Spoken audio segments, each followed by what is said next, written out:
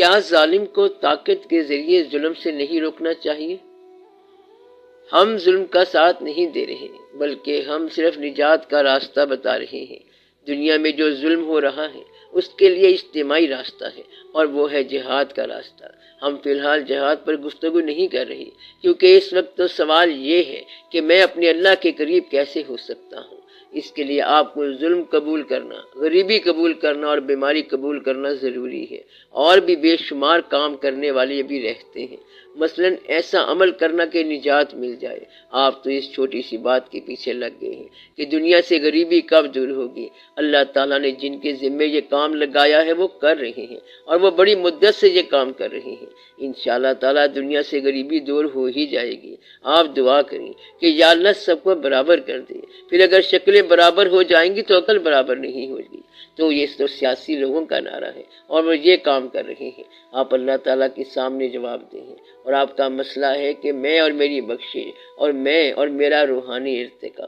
اسی روحانی ارتقا کے اندر یہ بات ضروری ہے کہ آپ اپنے آپ کو بچاؤ۔ آپ کا سوال یہ ہے کہ کیوں نہ ہم اس ظالم کو پہلے ہی جھٹک دیں۔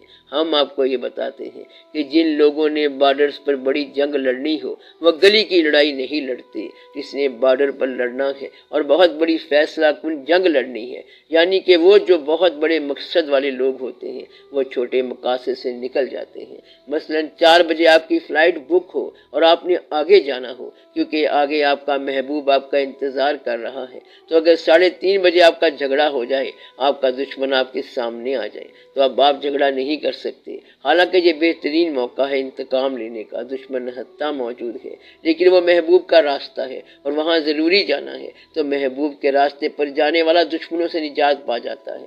وہ کہتا ہے اس کو بھی چھوڑا اور اس کو بھی چھوڑا، صرف اس کو محبوب کی فکر ہے جو ادھر ایئرپورٹ پر انتظار کر رہا ہے۔ تو اگر آپ کو محبوب سے محبت ہو جائے تو محبوب کے راستے پر چل پڑو اور دشمنی کا راستہ چھوڑ دو، اور آپ تو ہیں ہی محبوب کے راستے پر چلنے والے۔ محبوب سنگے درے یار پر ملے تو سر جھکا دو، اور اگر نوکے خار پر ملے تو ادھر چلے جاؤ، اور اگر محبوب دار پر ملے تو سر کٹا دو۔ بڑی آسان بات ہے، یہ ان لوگوں کی بات ہے جو محبوب کے راستے کو تلاش کرتے ہیں۔ جہاد کا راستہ اور ہے کیونکہ یہاں تو اللہ تعالیٰ نے بڑی مہربانی فرما دی ہے، جہاد کے لیے فوج بنا دی ہے۔ مریں گے تو شہید کہلائیں گے اور اگر جیت جائیں گے تو غازی کہلائیں گے۔ اگر نیت اللہ ہے تو وہ جہاد ہے اور اگر نیت کچھ اور ہے تو وہ جہاد نہیں ہوگا۔ ہر کسی سے پوچھا جائے گا کہ آپ کی نیت کیا ہے۔ اسلام میں اصلاح احوال تو ہوتی ہے مگر یہ کام بھی علماء صاحبان نے اپنے ذمہ لے لیا ہے کہ وہ اسلام نافذ کرنا چاہتے ہیں، تو ہم یہ کہتے ہیں کہ اسلام کے نفاذ کا یہ کام علماء کرام جانے اور حکومت جانے، ہم پر تو صرف محبت نافذ ہو رہی ہے اور یہ سب سے بڑی بات ہے، اور ہم محبت کا پہرا دے رہے ہیں۔ محبت کی نماز ذرا اور ہے اور نماز کی محبت اور ہے، اس لیے ہم محبت کی تلاش میں ہیں کہ محبت کیا ہے۔ محبت ہمیں جدھر بلاتی ہے ہم چل پڑتے ہیں، وہ کہتی ہے کہ آ جاؤ تو ہم ادھر چلے جاتے ہیں، چاہے راستے میں دریا ہو، جنگل ہو یا بیلے ہو، چاہے دوری ہے، چلنے والا تو چلتا رہے گا۔ جس کو محبت کی یہ آواز سمجھ آئی ہے صرف اسے سمجھ آئے گی۔ ہم اس راستے پر چلنے والے لوگ ہیں جہاں انسان ایک آواز کے پیچھے چلتا ہے اور وہ واقعات کے پیچھے نہیں چلتا۔ یہاں میں آپ کو محبوب کی بات بتا رہا ہوں کہ محبوب کی آواز کیسے ہوتی ہے۔ جب محبوب کی آواز آئے کہ میرے پاس آؤ تو پھر کوئی بھی رکاوٹ آئے انسان اس کو خاطر میں نہیں لاتا اور کہتا ہے کیونکہ محبوب نے بلایا ہے میں ہر خطرے سے گزر جاؤں گا۔ وہ شخص اپنے محبوب کو یہ نہیں کہے گا کہ مجھے یہ مسئلہ ہوا ہے یا یہ کہ مجھے راستے میں تکلیف اٹھانی پڑی ہے، اور اگر محبوب کو کہے گا کہ میں تو یہ کر رہا تھا تو حبطت اعمالہم، یعنی پھر سارے اعمال ضائع ہو جائیں گے۔ تو آپ محبوب کی آواز پر لبیک کہو اور محبوب کی آواز سے کبھی اپنی آواز اونچی نہ کرو۔ محبوب کے کام کے علاوہ کبھی کسی کام کو نمایاں طور پر نہ کرو، سب سے بڑا کام یہی ہے۔ اور اگر محبوب جو ہیں وہ محبوبوں کے محبوب ہوں تو پھر اس شخص کو کوئی رکاوٹ نہیں ہوگی۔ اگر اس کام کے اندر کوئی رکاوٹ ہے تو آپ اس کا علاج دریافت کرو، ورنہ تو باقی سب کچھ لکھا ہوا ہے کہ کیا کرنا چاہیے اور کیا نہیں کرنا چاہیے۔ آپ پیسہ کماؤ اور مشکل وقت کے لیے کچھ پیسہ جمع کرو تو پھر یہ ہوگا کہ مشکل وقت آ جائے گا تو طریقہ یہ ہے کہ کچھ خرچ کرو اور کچھ جمع کرو۔ یہ صحیح ہے کہ جو شخص مشکل وقت کے لیے جمع کرتا ہے اس پر مشکل وقت آتا ہے۔ اور سماج میں کیا ہوتا ہے کہ ایک مکان بنا لو اور پھر آدھے سے زیادہ پیسے قرضے میں دیتے جاؤ۔ خدا کرے کہ سود کھانے والے سارے لوگ ختم ہو جائیں، سود لینے والے، سود لکھنے والے اور سود دینے والے اللہ کے اور اللہ کے رسول صلی اللہ علیہ وسلم کے خلاف جنگ کر رہے ہیں۔ سارا سماج جو ہے یہ مصیبت میں پھنسا ہوا ہے، یہاں سے نکلنا بہت مشکل ہے۔ آپ لوگ سود کو بند کر دو تو آپ کا مسئلہ حل ہو جائے گا۔ آپ سود کیسے بند کر سکتے ہیں؟ جن کو یہ توفیق ہے وہ یہ کام کریں، اور جن کو توفیق نہیں ہے وہ اس معاملے کو چھوڑ دیں۔ لیکن اصل مسئلہ یہ ہے کہ یہ محبوب کا سفر ہے، اور آپ محبوب کی آواز پر، محبوب کے خیال پر لبیک کہیں۔ بھٹک رہا تھا میں سود و ضیاء کے صحرا میں، تیرے دیار میں لائی مجھے تیری خوشبو۔ اس طرح آپ خوشبو کے سفر پر چلیں گے۔ سود و ضیاء سے تو ادھر ہے، نفع و نقصان ادھر ہی ہے، اور وہ آپ لوگ کرتے رہتے ہیں۔ یہ دنیا سود و ضیاء کا صحرا ہے، جس میں جمع کرو، تفریق کرو، مکان بناؤ، بیوی بچے اور دوسرے سارے واقعات پورے کرو۔ مگر محبت والا یہ کہتا ہے کہ تیری تلاش مجھے اپنے سامنے لائی، میں آئینے میں جب اترا تو سامنے تھا تو۔ میں آپ کو یہ بتا رہا ہوں کہ یہ آئینے میں اترنے کا سفر ہے، یہ نفاست کا سفر ہے، لطافت کا سفر ہے۔ اس میں انتقام نہیں ہوتا، اس میں جھگڑے نہیں ہوتے، فساد نہیں ہوتے، زیادہ کھانا بھی نہیں ہوتا، زیادہ پینا بھی نہیں ہوتا، بلکہ کچھ بھی نہیں ہوتا، صرف محبوب ہوتا ہے۔